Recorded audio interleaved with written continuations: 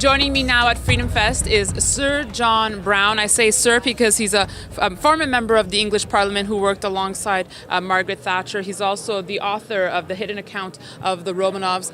Sir John Browne, thank you so much for being with us. Daniela, it's a wonderful privilege to be back again. Well, thank and you. on such a wonderful occasion as FreedomFest. Why, thank you. And I love hearing that British accent.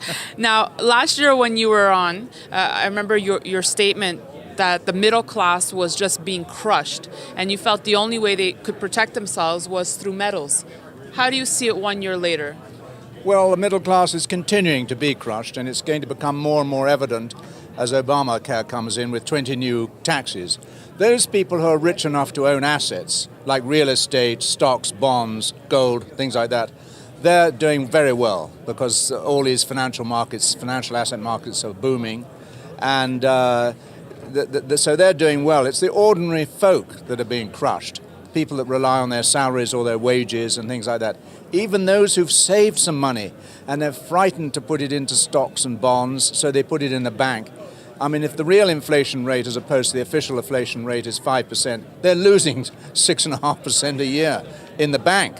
And so I feel the same. Now, you may say, well, of course, John, precious metals haven't done much in the last year. They've hovered around 12 to 1300 an ounce for gold, for example, and around the 20 mark for silver. Well, of course, you have to remember that all these markets are manipulated. We'll get into manipulation in a second, the topic of manipulation. But first, let's just stay on the middle class here. So how can they get into metals, though? For example, gold right now is $1,300 an ounce. So they might say to you, well, how can I invest in metals if I have all these other expenses? Well, in this manipulated market in which the central banks are, in their stated aim is to demonetize gold, so they have that aim to make it volatile in price, to discourage people investing in it, it's not really a great investment. You should accumulate gold, not invest in gold expecting a return, but accumulate gold as an insurance. Every portfolio should have an insurance policy, like you pay fire insurance on your house or your motor car accident insurance. It's money down the drain, and you hope you won't claim, but my gosh, if there's a fire, jolly glad you paid. And it's the same with gold. Now, let's talk about the gold and silver fix. Silver fix will no longer exist as of August 15th. The gold fix is being investigated. Have you been following this saga? Yes, I mean, I was in the London market myself years ago. And fix is a very interesting word. They both are fixes, and they're part of the fixed price of these things, and the inner network dealing and the outer network not knowing what's going on.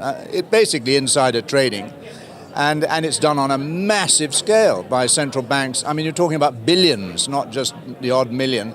Are you optimistic that the truth will ever come out? You feel that there is gold and silver suppression? Oh, yes. I mean, the big question to me, like this year, China has imported less gold. It's now the largest gold producer in the world. But last year, in addition to being the largest producer, China imported more gold than was produced in the rest of the world. So you have to ask yourself, where did that gold come from? I believe it came from central banks. And when America says it's got 8,300 tons of gold in Fort Knox, most of which was confiscated off American citizens in 1933, the question is, it may have that gold, but who owns it? Has it been leased out or sold to other people but still staying there? For example, last year, at the beginning of last year, after the German general elections, the German government asked for 300 metric tons of its gold back. By the end of 2013, it had 5 tons given back. Now, suddenly, Germany has said, oh, well, we'll leave the gold in Fort Knox. It all sounds very suspicious to me. It's interesting that you bring up the Germany situation, wanting their gold back. Many would say, well, it was just a simple handshake between the U.S. and Germany, and there's nothing suspicious that it takes 7 years to get the gold back. But you say, absolutely not. Well, I mean, if I had gold, and this is not you or me asking for gold, we're pushed aside as small fry. When a central bank, the most powerful central bank probably in the world, although not recognized as such, Britain and America have no money. It's all borrowed or printed. Germany has real money, and it asks for just some of its gold back, and then is told to have to wait 7 years, and after the first year they've delivered 5 tons out of 300 tons.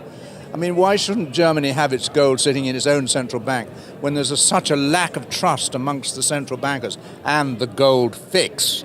Great word. Now, there's such an incredible vibe here at FreedomFest. You're a speaker at the conference. Do you think that there's more optimism this year for the U.S.? Yes, I think people are feeling that the economy is turning, and I think it is.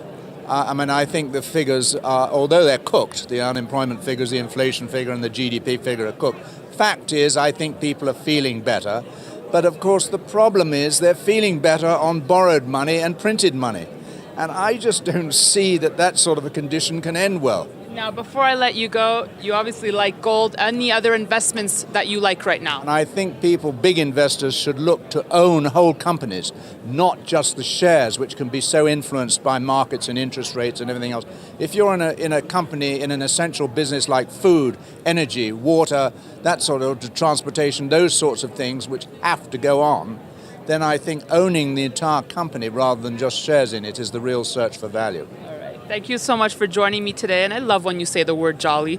Thank you so much, Sir John Browne. Thank you, Donella. Thank you, Donella. Thank you.